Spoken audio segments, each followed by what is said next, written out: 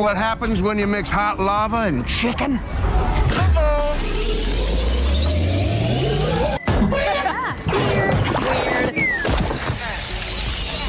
I'm going to be honest, the Technoblade cameo alone is better than Rachel Zegler's entire career, or at least what used to be her career. Not only has she tanked her own reputation with her disrespectful remarks about the original Snow White movie, but now, with reports of Jack Black allegedly confronting her behind the scenes, things are looking worse than ever for Rachel, and honestly, it kind of feels good to say that. Anyway, enough chit-chat, let's dive into this. And trust me, you're going to want to stick around because this one's wild. Let's talk about Minecraft, a movie based on a game where the main mechanic is literally punching trees until you can build a house somehow turned into one of the biggest, most talked about films of the year. Critics predicted a flop, analysts didn't take it seriously, but audiences, they showed up in full force. Kids were screaming like it was a rock concert, parents were cracking up, teenagers came dressed in full suits. It wasn't just a movie, it was an event. A celebration of creativity, nostalgia, and pure, unfiltered fun. The Minecraft movie delivered exactly what it promised. A lighthearted, joyful, crowd-pleasing adventure packed with clever references,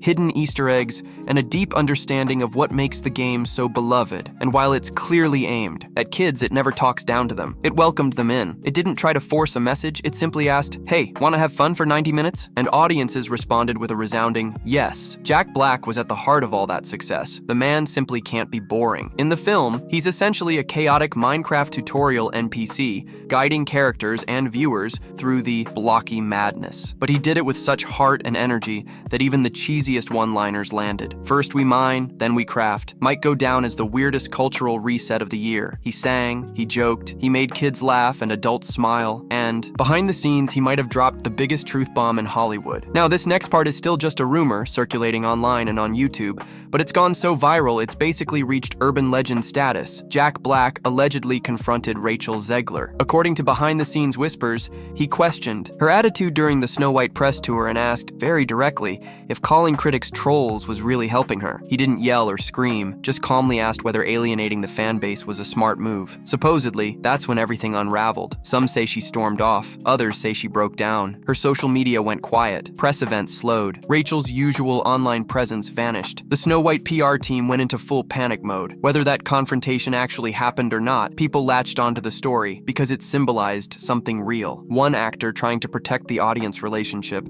while another seemed to treat the audience like a nuisance. And now, here we are, with the downfall of Snow White, a movie that, frankly, should have been an easy win for Disney. This is their original princess, the one that started it all. But instead of honoring that legacy, they tried to completely reinvent it. Not update it, not modernize it with care, just rip it apart and patch it together with a totally different message. From the very beginning, Rachel Zegler was out there mocking the original. In interviews, she called the 1937 film outdated, criticized the idea of a prince rescuing a princess, and argued the story no longer fits modern values. The cartoon was made 85 years ago, and therefore it's extremely dated in terms of women, being in roles of power, and what a woman is fit for in the world. She went on to say, when we reimagined Snow White, it became about being the fairest of them all, meaning who is the most just, who can become a great leader. Snow White has to learn a lot of lessons about coming into her own power before ruling a kingdom. She even proudly announced that her version of Snow White wouldn't need a man. I mean, the original came out in 1937 and it shows. There was such a big focus on her love story with a guy who literally stalks her. Weird. So we didn't do that this time. Then came the infamous quote, "People always come to see me no matter what." Yeah, that aged like milk. And to critics of her success, she fired back with this. The winged victory came to the Louvre in pieces,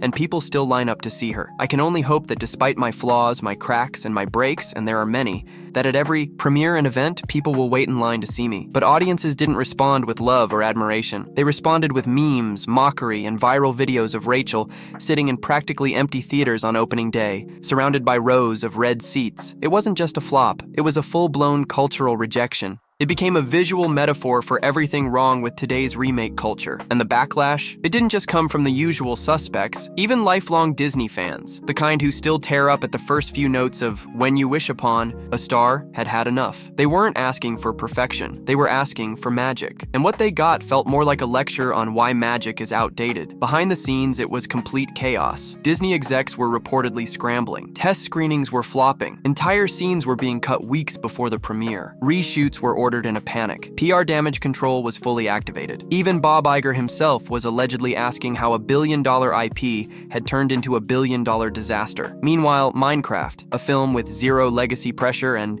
a plot that could have easily phoned it in, was soaring past all expectations. It made over $300 million on opening weekend. Snow White barely scraped past $160 million after 3 weeks. One was a silly, family-friendly adventure that understood its audience. The other, a joyless rebrand with the emotional depth of a student PowerPoint on cactuses. And here's the thing, audiences don't hate change. They don't hate modern values. They hate being talked down to. They hate when stories lose their heart in the chase for a message. Snow White didn't feel like a story, it felt like a scolding. Minecraft, on the other hand, felt like a party. Jack Black brought people joy. Rachel Zegler brought them tension. And the contrast couldn't have been more obvious. One actor embraced the silliness and made it shine. The other acted like she was above the role that made her famous. That's why this whole situation struck such a nerve.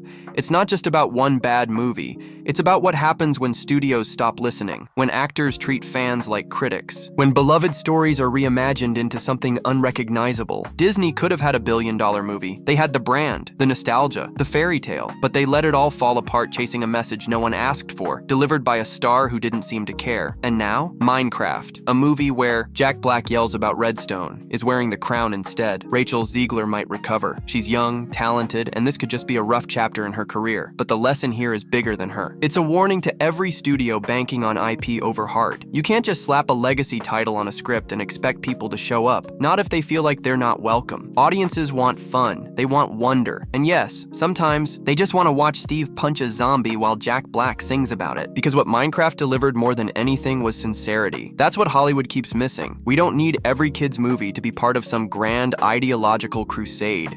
We need them to feel like the people making them actually like what they're making, and more importantly, that they like the people watching. There's something powerful about a film that says, hey, we're just here to make you smile. That's what Minecraft did, and audiences responded loudly. Meanwhile, Disney turned one of their most iconic stories into a symbol of arrogance, not just from one actress, but from an entire system that thinks it can steamroll fans' expectations and still cash in. That system, it's cracking. And Snow White might just be the film that finally forced Disney to face the music. Maybe they'll learn from this, maybe not. But one thing is clear, audiences are done settling, and they're not afraid to give their time, love, and money to something that actually respects them. So what now? Was Rachel Zegler unfairly blamed, or did she sabotage her own project with a hot mic and too much ego? Should Disney pause the remakes and focus on new ideas, or at least stop rewriting the classics that already work? Let me know in the comments. Don't forget to like, subscribe, and drop your take below, because this story, yeah, it's far from over.